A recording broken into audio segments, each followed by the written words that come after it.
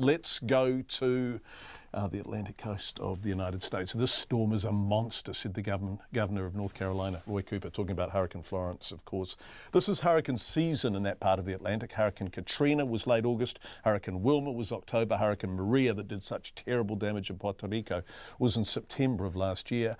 And while Florence may not be a Category 5, it's big and it's slow moving, which means it lingers. And the communities it hits will be hit hard. US President Donald Trump has signed declarations of emergency for both North Carolina and South Carolina, and officials have already declared states of emergency there and in Virginia, Maryland, and the District of Columbia. More than 1 million people have already been ordered to evacuate their homes, with Florence not expected to make landfall until Friday morning US time. Bridget Burke reports. This storm is a monster. It's big and it's vicious. It is an extremely dangerous, life-threatening, historic hurricane. North Carolina Governor Roy Cooper warning of days and days of rain and potentially deadly flooding as the exodus begins.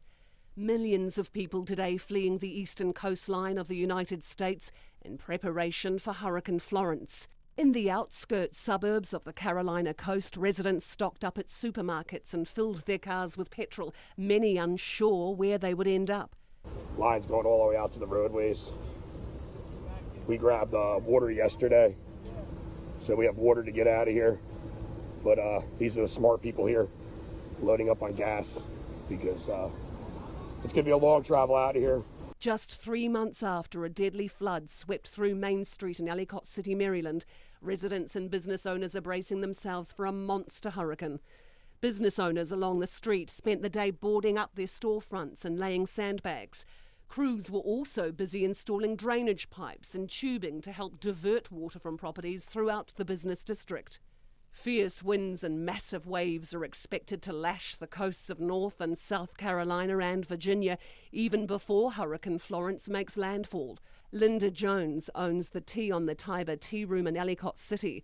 The community was still rebuilding after a 1 in 1,000 year flood in 2016 when devastating flash flooding struck once again earlier this year, giving Linda only enough time to escape with her cash register.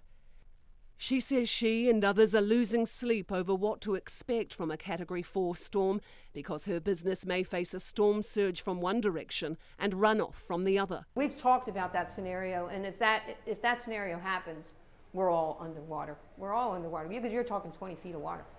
Packing maximum sustained winds of 225 kilometres an hour, Florence is expected to grow stronger and larger.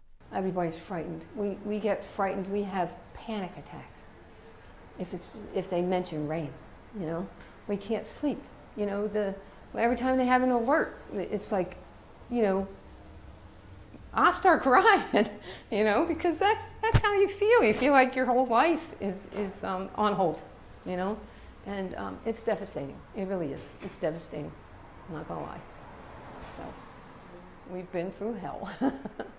In North Carolina, where authorities warn the storm surge could be up to 4 metres, residents were helping businesses prepare. We're going to be working all day tomorrow up until the curfew to try to get everybody squared away, and hopefully we can all of Wilmington can stick together and let's fight this thing together. Everybody look out for everybody. That's what it's all about. Wilmington resident Lynn Daniel was stocking up on jib to board up his windows.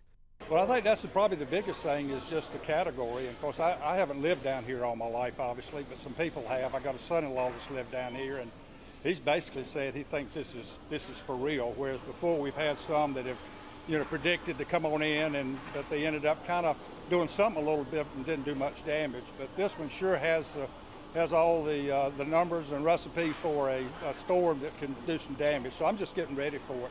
US President said no expense would be spared in responding to what he predicted would be mass destruction caused by the hurricane. I would say everybody should get out. I mean, you have to listen to your local authorities. But as Mr. Trump warned about the dangers posed by Florence, he took time to praise his government's response to 2017's Hurricane Maria in Puerto Rico, which he called incredibly successful.